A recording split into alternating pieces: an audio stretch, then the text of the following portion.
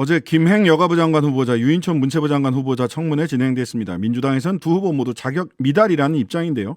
국민의힘에선 청문회 어떻게 보셨는지 직접 들어보겠습니다. 국민의힘 장해찬 최고위원 전화로 연결돼 있습니다. 안녕하세요. 안녕하세요. 장해찬입니다. 예, 오랜만입니다. 네, 근데 여가위 위원들이나 문체부 위원들 놔두고, 네. 왜 제가 이 이야기를 해야 되는지 잘 모르겠네요. 네. 저희들도 여가위 위원들 전원에게 연락을 드렸거든요. 다들 못 네. 나오시겠다고 하셔가지고.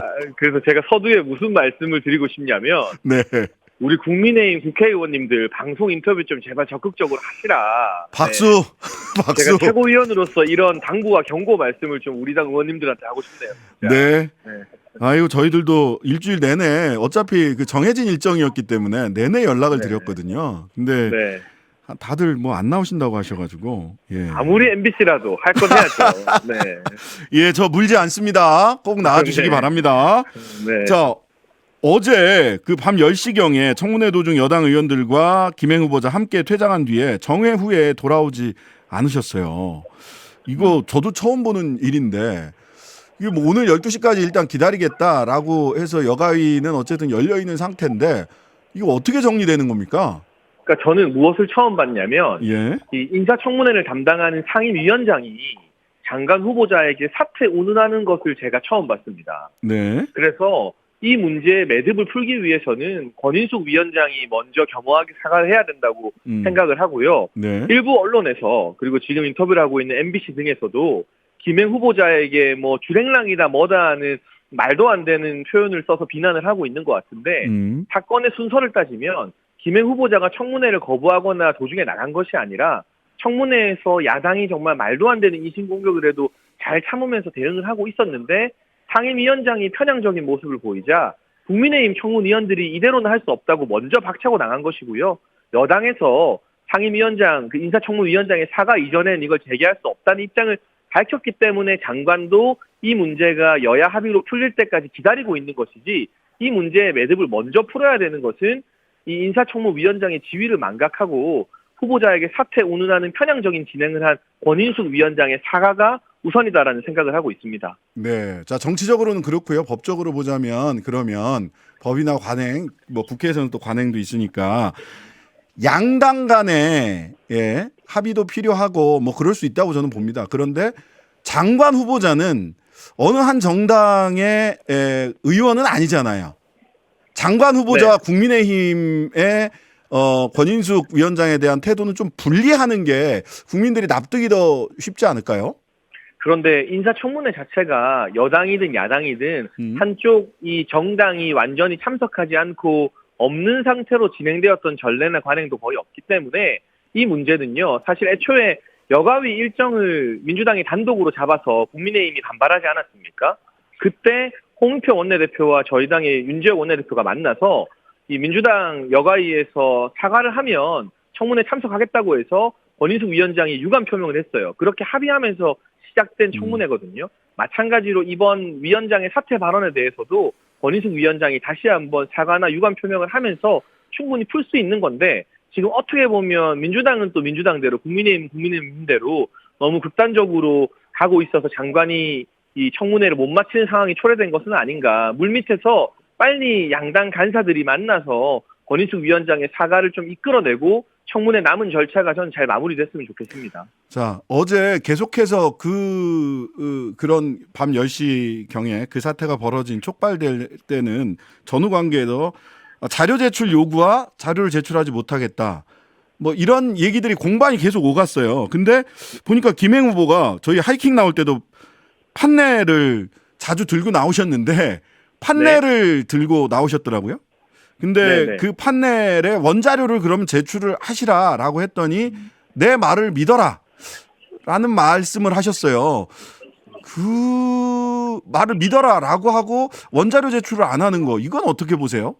일단 여러 가지 쟁점이 있었습니다만 예. 김해 후보자가 말하는 전혀 뭐 코인 거래 이런 게 없다는데 자료를 제출하라는 것은 부존재 증명을 장관 후보자에게 하라는 것이기 때문에 의혹을 제기하는 측에서 뭔가 더 확실한 근거를 들고 나왔어야 한다고 생각을 하고요. 그리고 두 번째로 이 장관들 인사청문회가 열릴 때마다 사실 증인 출석이나 자료 제출 관련해서는 여야의 입장이 매번 바뀌어왔습니다. 네. 저희가 야당일 때는 이 문재인 정부 장관 후보자들 청문회 때 증인 채택 한 명도 안 해주고 이런 문제로 계속 싸워왔거든요. 그러니까 그 부분은 여야가 계속 입장이 반대될 수밖에 없는데 제도적으로 자료 제출이나 증인 참석 등을 어떻게 보장할지 논의를 해야지 좀 민주당 입장에서 미비하다고 해서 그 모든 책임을 김행 후보자 한 사람에게 돌리기에는 좀 무리가 있다고 봅니다. 자, 그러면은 부분적으로 이야기가 왔다 갔다 하긴 했습니다만은. 여보세요? 여보세요? 들리세요? 네. 지금 전화 연결이 갑자기 끊어졌는데요. 다시 한번 연결해 보도록 하고요.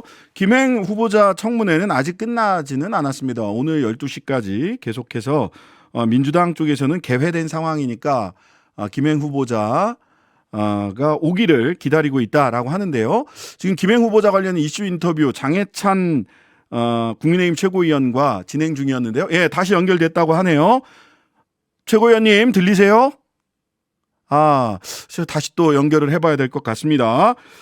자, 김행 후보자, 그 다음에 유인촌 후보자 등 장관 후보자 청문회, 그리고 인사검증 책임을 가지고 있었던 법무부의 책임, 이런 부분들 계속해서 장해찬 최고위원과 인터뷰 진행하고 있었습니다. 지금 연결이 조금 순조롭지 않아서 잠시 인터뷰가 중단됐는데요.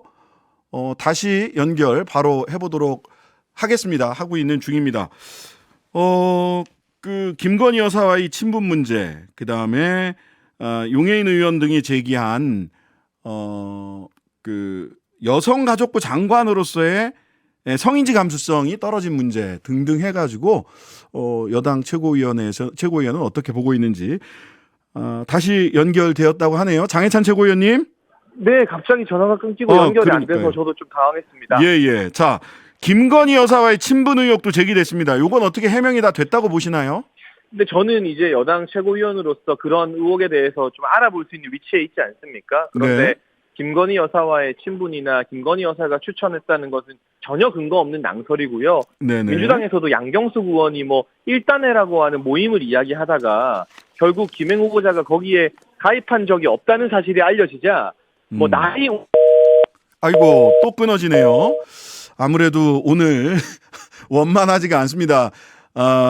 이 인터뷰가 원만하지 않은 부분에 대해서 청취자 여러분께 죄송하다는 말씀, 그리고 양해를 구한다는 말씀 드리도록 하겠습니다. 저희가 지금 다시 상황을 점검을 하고 있는데요. 지금 장해찬 국민의힘 최고위원과 김행 여가부 장관 후보자 관련돼서 청문회 관련돼서 인터뷰를 진행하고 있었고요. 그리고 유인촌 문체부 장관 후보자의 청문회 건, 그리고 강서구 강서구청장 보궐선거 관련한 질문을 인터뷰를 진행하고 있었는데요. 네, 저희가 앞서 연결이 불안했던 장해찬 국민의힘 최고위원 다시 연결해봤습니다. 못다한 이야기 간단히라도 나눠보겠습니다. 최고위원님 잘 들리세요?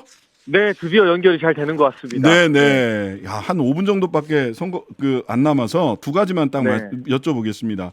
네. 유인촌 문체부 장관 후보자 블랙리스트 없었다 이렇게 얘기를 하세요. 그리고 이 부분에 대해서는 아니 있었는데 관여하지 않았다가 아니라 아예 없었다? 이게 맞나? 하는 질문들을 하거든요. 근데 사실 문재인 정부 초반기에 각 부처마다 적폐청산 TF도 생기고 정말 강도 높은 수사가 이루어지지 않았습니까? 네. 근데 박근혜 정부의 고위공직자들에 대해서는 사실 블랙리스트 사건으로 기소도 이루어지고 일부 유죄 또 일부 무죄 등의 판결이 있었는데 이명박 정부에서는 그런 이 재판 자체가 거의 가지 않았기 때문에 이제 와서 본인들이 임의적으로 쓴 보고서를 가지고 유인촌 후보자에게 블랙리스트라는 멍해를 씌우는 것은 너무 근거 없는 마타도라고 생각을 하고요.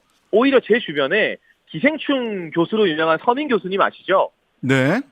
서민 교수님 같은 경우가 문재인 정부 시절 MBC 예능인 전참시에 출연했었는데 문재인 전 대통령의 팬덤을 비판하는 글을 올렸다가 PD로부터 강압적인 모욕을 받고 하차하게 됐다라는 고백을 얼마 전 저한테 해주신 적이 있어요. 이런 것이야말로 블랙리스트가 아닌가. 과연 문재인 정부에 몸담았던 사람들이 일방적으로 이 수사도 받지 않은 MB정부 장관에게 블랙리스트 운운할 수 있는 자격이 있는 것이냐라고 되묻고 싶습니다. 제가 이 부분은 좀 확인을, 법률가니까 직권남용이 공소시효가 7년이라서요.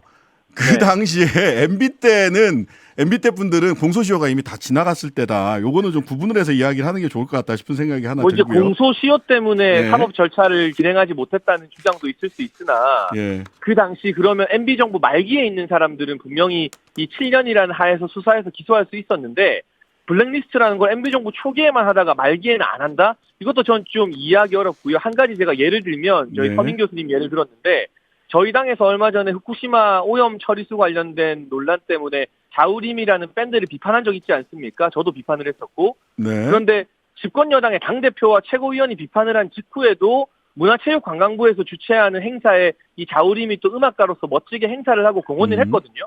지금 윤석열 정부에서는 그런 식으로 이 정치적 발언과 이 문화 행동에 대해서 전혀 뭔가 관련해서 압박을 가한다거나 그렇지 않다는 증거가 또 바로 자우림이다. 이런 말씀도 같이 드리고 싶습니다. 자, 오늘 강서구청장 보궐선거 사전투표 시작됐습니다. 저녁 6시 현재 사전투표율이 8.48%인가 뭐 요 정도 됐던 것으로 기억을 하는데 네. 지금 판세 어떻게 보고 계세요?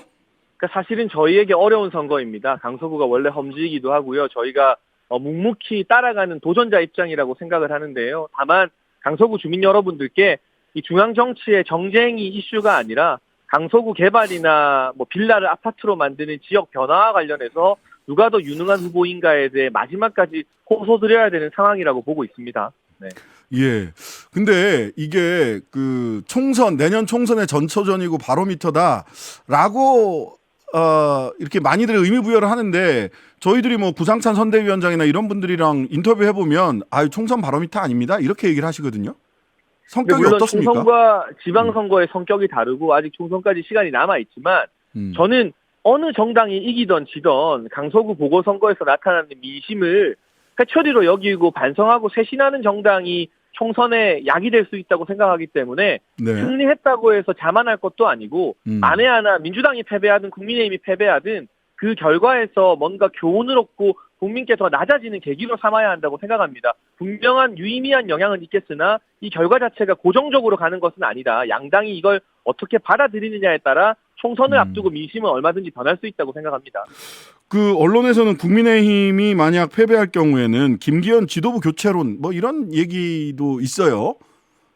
뭐 언론에 여러 가지 함화평이 나오고 관측이 나오는데요. 제가 네. 지도부 포함된 사람으로서 일어나지 않은 일 가정에서 저희의 거취를 이렇다 저렇다 말씀드리기는 적절하지 않은 것 같고요. 다만 어려운 지역, 어려운 선거임에도 불구하고 당이 한마음 한뜻으로 힘을 모으고 있다. 그리고 오랜만에 국민의힘이라는 정당이 좀 아주 극소수의 분들을 제외하면 통합된 모습을 보여주고 있다는데 의의를 두고 마지막까지 더 열심히 뛸 생각입니다. 자, 윤상현 의원이 이준석 전 대표 보고 당이 부르지 않아도 가서 선거 도와야 된다라고 했더니 내가 이준석 전 대표는 그 또 뒤통수 맞을 일 하지 않겠다. 내가 선거 가서 유세했다가 그 만약 지면 이준석이 유세해서 졌다고 할 거 아니냐라고 해서 딱 거절을 했어요.